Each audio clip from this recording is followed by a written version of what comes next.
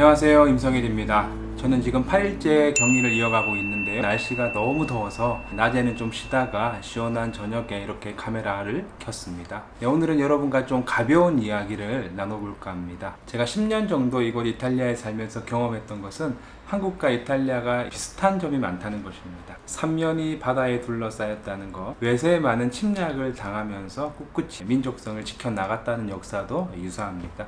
이탈리아 하시면 로마 시대 강대국을 떠올리는 분이 많이 계시는데요. 476년도 로마가 무너지고 나서 이탈리아는 끊임없이 프랑스, 스페인, 독일 같은 그런 강대국들의 침략에 시달렸던 역사가 있습니다. 그리고 음식을 좋아하고 그 음식에 대한 자부심이 있다는 것도 비슷하고요. 전국토가 산으로 덮여 있다는 것도 한국과 이탈리아가 닮은 점이라 할 수 있겠습니다. 다른 면도 많아요. 다른 면 중에 하나를 여러분과 함께 나눠볼까 생각합니다.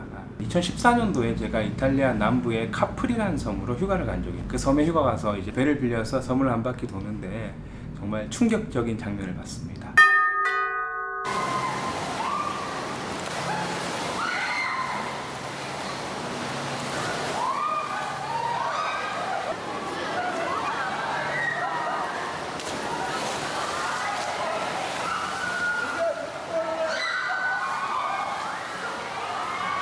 한 반의 학생들이 같이 수학여행을 와서 갑자기 이제 배가 멈추더니 이게 학생들이 다 이 바다로 이게 뛰어드는 거예요.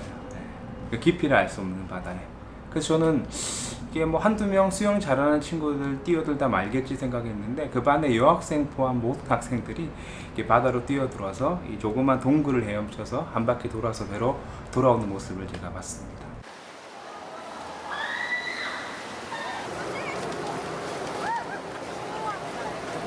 그 반 학생 전체가 그렇게 을 하는 걸 보면서 이게 참 어떤 교육을 받았길래 이런 것이 가능할까 한번 의문을 갖게 됐고요.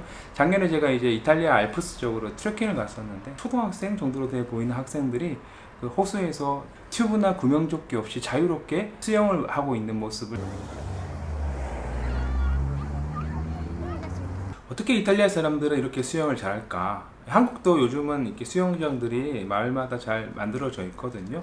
그 차이는 뭘까 이렇게 고민하던 차에 이탈리아의 여름 문화가 수영을 할 수 있는 이탈리아 사람들을 만들지 않았나 생각합니다. 이탈리아는 지중해권 국가이기 때문에 여름이 굉장히 햇살이 뜨겁습니다. 5월부터 날씨가 더워지기 시작해서 6월, 7월, 8월 절정의 더위를 보여주다가 9월부터 이제 시원해지는 그런 계절 순환을 가지고 있습니다. 그래서 방학도 되게 길어요. 보통 6월부터 시작해서 9월 초 중순까지 여름방학이 이어집니다. 직장인들도 한 달, 짧게는 2주 정도는 휴가를 낼 수 있기 때문에 그 기간 되면요, 다른 나라로, 다른 도시로 여행을 떠나는 것보다 바닷가에 까사 바칸사라는 휴가를 위한 집을 하나씩 빌려서요, 그곳에 머물면서 수영하고 먹고 자고 하는 말 그대로인 휴가를 보내다 돌아옵니다. 어렸을 때부터 자연스럽게 수영을 할 수 있는 그런 능력을 기르게 되는 것이고요. 제 아들이 이제 이탈리아 유치원을 다니고 있는데 유치원에서부터 수영 코스가 있습니다. 어릴 때부터 수영을 접하고 그리고 각 마을마다 수영장이 있거든요. 굉장히 저렴한 비용으로 수영을 접할 수 있습니다. 이런 면이 한국과 이탈리아의 참 다른 점이라 볼 수 있겠죠.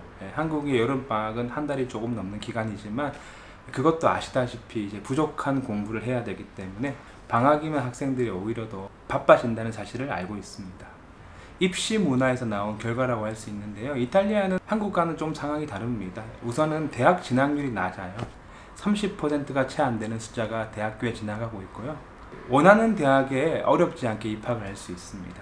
근데 여러분 아시다시피 유럽과 이탈리아는요, 입학은 쉬우나 졸업이 아주 어렵습니다. 한국은 대학교 입학하면 졸업은 대부분 다 하는 문화라면 이곳은 일정한 학력에 도달하지 않는다며 이렇게 진급을 시키지 않기 때문에 많은 학생들이 졸업장을 얻지 못하고 나오는 경우도 있습니다. 그래서 우리가 알고 있는 수험생활 같은 그런 공부를 이 이탈리아 학생들은 대학에 입학하면서부터 그렇게 공부를 본격적으로 시작하게 됩니다. 제가 살고 있는 이곳 베네치아 주변에도 해수욕장이 많아요.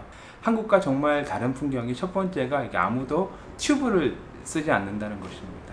한국의 해수욕장 풍경을 상상하시면 넘실대는 파도를 튜브 위에서 타고 노는 그런 모습들을 우리가 떠올릴 수 있는데요. 튜브를 정말 어린이들 아니고는 타지 않습니다. 이게 어느 정도 수영을 할 수 있는 사람들이기 때문에 가능한 일인 것 같고요. 두 번째는 러쉬가드라든지 뭐 수영할 때 모자를 쓰지는 않습니다.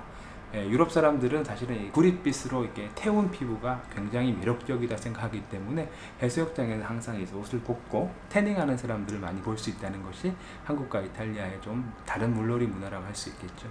제가 이 두 나라를 비교하면서 어떤 문화가 더 낫다 못하다를 말하는 게 아닙니다. 저도 해수욕장에서 튜브 위에서 파도를 타는 것이 얼마나 재밌는지를 잘 알고 있는 사람입니다.